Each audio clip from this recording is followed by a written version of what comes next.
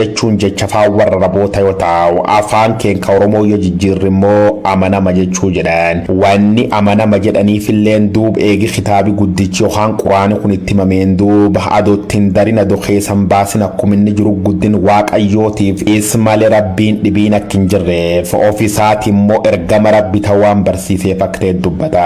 Mahammad amanta muslima jalqabsiisuuf adoon taane amantii muslima amantii ergamtoota gurguddoo akka aadaan Ibraahim Muusaa Isaa ergamtoota dhibii haaromsuuf akka dhuuf barsiisota amantaa warra muslima gurguddoo irra gabaa'u. Rabbiin hin jirre rabbi malee Mahammad immoo ergama rabbiiti. Ar-rasuul yookaan rasuul allaat kanaaf sunna yookaan jireenyi isa fakkeenyummaa gaarii qabu hordofuun jireenyi bara bara argachuu wanni jedha kitaaba warra muslimoota guddichi quraan keessatti fallaf kaamte jirti. Hundarraa jiraatu nagaa fi rahmanni yaa tokki jagindeen qabne yaa rahmaani nu milkeessi dunyaatiini. Wamtaatee fuduub waggoottan 23 kitaabi guddichi ergama rabbi Mahammad kennam kan sabab tolfachuun ummati muslima jaarra edduuf baatiji ramadaana kan ganam subii barirra jalqabuun haga galgalloon galanii waan nyaatan dhugan qofa doon taane qorichi fudhachuu tamboo xuuxuuf dubartii dabalate waan eddurroof qusachuun jisoom ramadaana khabar 2022 nagaan obbaafachuun hardhiichisaa olaani.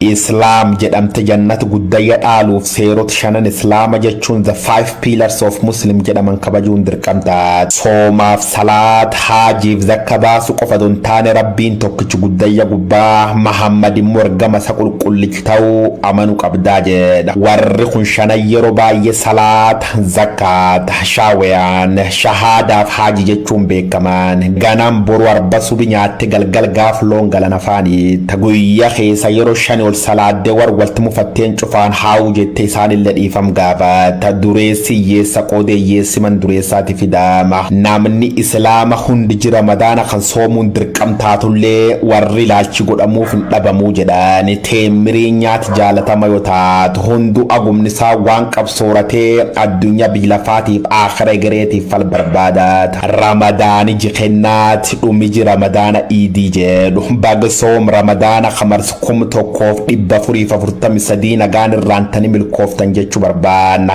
Iid mubaarak ayyaan gaarii.